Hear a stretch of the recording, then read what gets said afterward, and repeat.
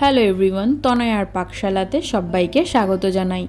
যারা first time চ্যানেলটা visit করছো তাদের কাছে অনুরোধ রইল চ্যানেলটা সাবস্ক্রাইব করো, পাশে থাকা বেল আইকনটি প্রেস করো যাতে নতুন নোটিফিকেশন তোমাদের সামনে চলে আসে। চিকেন তো অনেক রকমভাবে খেয়েছো, কিন্তু কখনো এরকম চিকেন খেয়েছো? একবার ট্রাই করবে। তাই জন্য আজকের রেসিপি ম্যাঙ্গো চিকেন। খুব সহজেই কিভাবে বানিয়ে নেওয়া যায় চটজলদি দেখে নাও।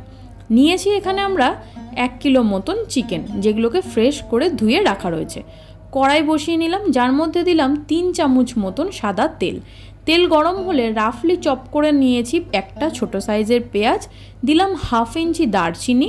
এবার এটাকে একটু ভালো করে কিন্তু গোল্ডেন ব্রাউন করে ভেজে নিতে হবে। যখন হালকা একটু গোল্ডেন ব্রাউন কালার ধরবে তখন 1 চামচ মতন দিলাম ধনে, গোটা ধনে, দিলাম 1 চামচ মতন কাজু আর 3টে শুকনো লঙ্কা। লঙ্কাটা তোমরা তোমাদের অ্যাডজাস্ট অনুযায়ী দিও, যে যেরকম ঝাল পছন্দ করো। দিলাম 4 টুকরো কাঁচা লঙ্কা। এবার দিচ্ছি একটা হাফ মালা সাইজের ছোট নারকেল, যেটাকে কুড়িয়ে রেখেছিলাম সেটাকেও দিয়ে দিলাম। দিয়ে এবার পেঁয়াজ, কাজু বাদাম এই সমেত খুব ভালো করে কিন্তু ভেজে নিতে হবে। ততক্ষণে আমরা ম্যাঙ্গো চিকেন, যখন আমের তো প্রয়োজন আছেই, বাড়িতে আছে একটা ছোট্ট গাছ, তাই জন্য একটা আম পেড়েই নিলাম। গাছের আম দিয়ে হয়েই যাক ম্যাঙ্গো চিকেন।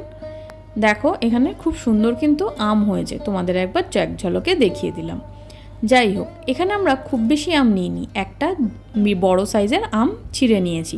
এবার আমটাকে খোসা ছাড়িয়ে রেখে দিলাম। এবার ততক্ষণে দেখো আমাদের পেঁয়াজ কিন্তু খুব ভালো মতন ভাজা হয়ে গিয়েছে। দিলাম 2টো কারি পাতার যে ডান্ডা থাকে সেখান থেকে কিছু পাতা ছিঁড়ে দিয়েছি, 1 মুঠ মতন ধনে পাতা। সম্পূর্ণটাকে আবারও খুব ভালো করে ভেজে নিতে হবে। যেহেতু নারকেল আছে, যত সুন্দর ভাজতে পারবে এর কিন্তু সেন্ট তত সুন্দর আসবে। নারকেলটা ভাজা ভাজা হলে তার গন্ধটাও কিন্তু ভীষণ সুন্দর আসবে, সেহেতু এটা একটু মাথায় রাখতে হবে। অবশ্যই এটা মিডিয়াম আছে ভাজতে হবে। সম্পূর্ণটা তুলে নিয়ে ঠান্ডা করার জন্য অপেক্ষা করলাম। ততক্ষণে দেখো এখানে আমরা কাঁচা আমটাকে গ্রেট করে নেব। আমটা কিন্তু তোমরা এখানে একটু চেখে নিও যে আমটা খুব বেশি টক নাকি নর্মাল। এবার দেখো সর্ষের তেল দিয়ে নিয়েছি, খুব সুন্দর তেল গরম হলে ফোড়নে দিলাম কারি পাতা, কাঁচা লঙ্কা আর দিলাম গোটা জিরে। যখন চড়বড় করে উঠবে দেবো একটা বড় সাইজের পেঁয়াজ। এখানে চিকেনের কোয়ান্টিটি অনুসারে তোমরা পেঁয়াজ দিও। দেখো এখানে আমটাকে আমরা গ্রেট করে রেখে দিয়েছি। এবার আমাদের এই সমস্ত ভাজা মশলাটা কিন্তু ঠান্ডা হয়ে গিয়েছে। ততক্ষণ এর মধ্যে দিয়ে দিলাম সেই ধুয়ে ফ্রেশ করে রাখা চিকেনগুলো। দিয়ে কিন্তু খুব ভালো করে আমাদের এটাকে ভেজে নিতে হবে। ততক্ষণ অবধি ভাজবো যতক্ষণ না এর যে কাঁচা কালারটা রয়েছে সেটা চেঞ্জ না হয়। দেখো কালারটা একদম ট্রান্সপারেন্ট হয়ে গিয়েছে, দেখে আশা করি তোমরা বুঝতে পারছো যে আর কাঁচা ভাবটা একদমই নেই। এবার এই চিকেনের মধ্যে দিয়ে দিলাম 1/2 চামচ মতন হলুদ গুঁড়ো, দিলাম 1/2 চামচ মতন কাশ্মীরি লঙ্কার গুঁড়ো আর দিলাম পরিমাণ মতন নুন। সম্পূর্ণ স্বাদ অনুযায়ী তোমরা এটা অ্যাডজাস্ট করে দিও। এবার এটাকে খুব ভালো করে কিন্তু এইভাবে নাড়িয়ে চাড়িয়ে নিতে হবে। ততক্ষণে দেখো আমরা জল ছাড়াই কিন্তু এই মশলাটাকে খুব সুন্দর করে বেটে নিয়েছি। এবার সেই বাটা মশলাটাকে এর মধ্যে দিয়ে দিলাম। এইটা কিন্তু ম্যাঙ্গো চিকেন ঠিকই। তোমরা হয়তো ভাবতে পারো যে চিকেনের মধ্যে ম্যাঙ্গো দেওয়াতে মানে আম দেওয়াতে কি খুব বেশি টক হয়েছে? একদমই তা নয়, এটা তোমাদেরকে অ্যাডজাস্ট করে দিতে হবে। দেখো ওই যে আমটা গ্রেট করে রেখেছিলাম তার কিছুটা অংশ আমরা দিলাম, যাতে টক ভাবটা একটু আসে কিন্তু খুব বেশি টক না হয়। এবার এটাকে এইভাবে নিয়ে খুব ভালো করে কষিয়ে নিতে হবে। ঢাকা চাপা দিয়ে 15 থেকে 20 মিনিট অপেক্ষা করলাম। আমাদের মাংস কিন্তু অনেকটা কষে গিয়েছে এবং সাইড থেকে আশা করি দেখে তোমরা বুঝতে পারছো কতটা তেলও ছেড়ে দিয়েছে। দেখতে কিন্তু অনেকখানি চেঞ্জ হয়ে গেছে। দিলাম সামান্য একটুখানি মিষ্টি।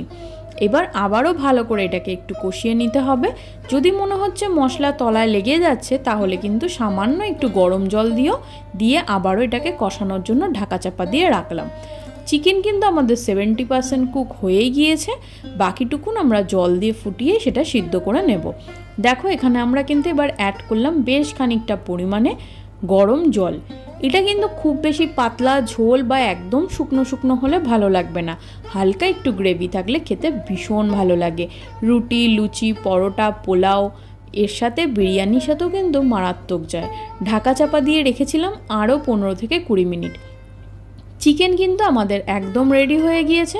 ওপর থেকে দিয়ে দিলাম বেশ খানিকটা পরিমাণে কিন্তু ধনেপাতা। তোমরা আশা করি দেখে বুঝতে পারছো যে ঝোলের মধ্যেও কিন্তু অনেকটা তেলের কিন্তু ভাব উঠে রয়েছে। ব্যাস, গার্নিশিংয়ের জন্য দিলাম হচ্ছে কাঁচা আম। এবার এটাকে আমাদের এইভাবেই সার্ভ করলাম। ভিডিওটা ভালো লাগলো? বাড়িতে আত্মীয় স্বজন আসলে চটজলদি বানিয়ে ফেলো ম্যাঙ্গো চিকেন। ধন্যবাদ। দেখা হচ্ছে আরও একটা রেসিপির সাথে। আমি আমার মা ফিরে আসছি।